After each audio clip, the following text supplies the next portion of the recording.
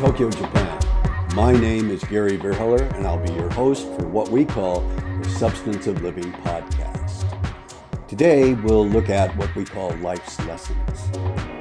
And I hope this will provide you with some insight, maybe even some inspiration to life's challenges. Welcome to episode 56, part 1, How to Deal with Fear, External Fear.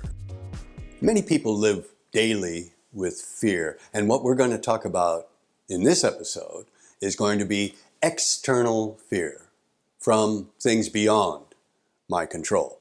For example, I have a psychotic fear of snakes. I really do. The only good snake is a dead snake. That's how psychotic I am about it. Wild animals. Now, some people have a fear of wild animals, lions, tigers, bears, earthquakes. A lot of people have fears of earthquakes. So all of those are beyond our control. They are external. How to deal with external fear? Well, one of the previous episodes we talked about uncontrollable and controllable fear. What makes a fear uncontrollable? An uncontrollable fear has many, many, many unknowns, things that you don't know about that subject. For example, snakes. For years, I knew nothing about snakes except they had no legs, they had strange-looking eyes, and they slithered on the ground. That's all I knew. I had almost no information about snakes. So how can you go from an uncontrollable fear to a controllable fear? Well, I thought, this is crazy. There's so many unknowns. Now, I learned from the U.S. Navy SEALs that what they do, and the reason they practice before they go into a mission, is to limit the number of unknowns.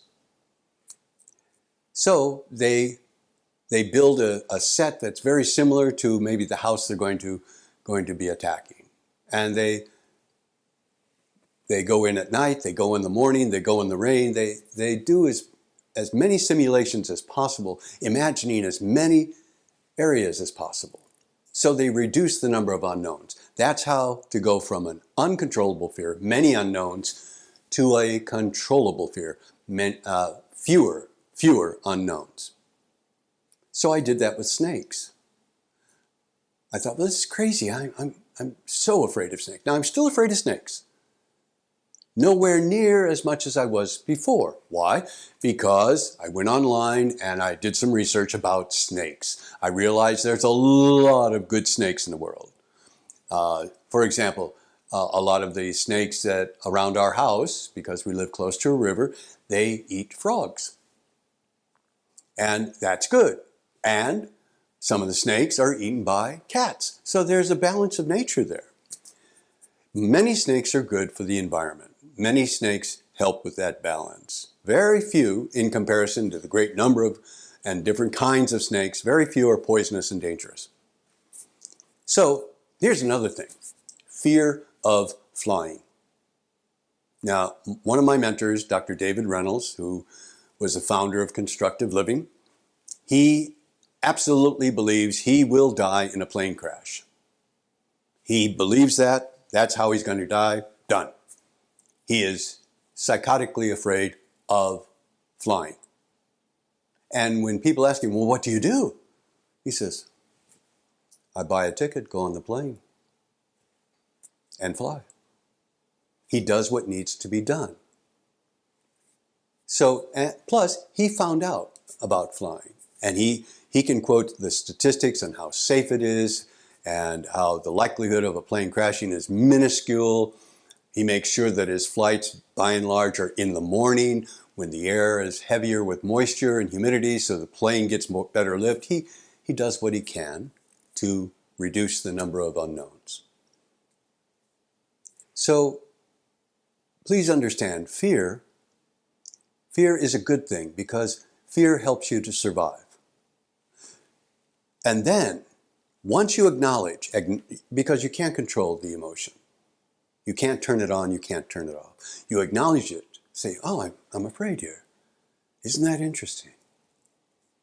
I'm afraid because. Now, what do I need to do? And then you take action. Acknowledge the fear, check reality, and do what needs to be done. Fear is a warning for survival. Reduce the unknowns.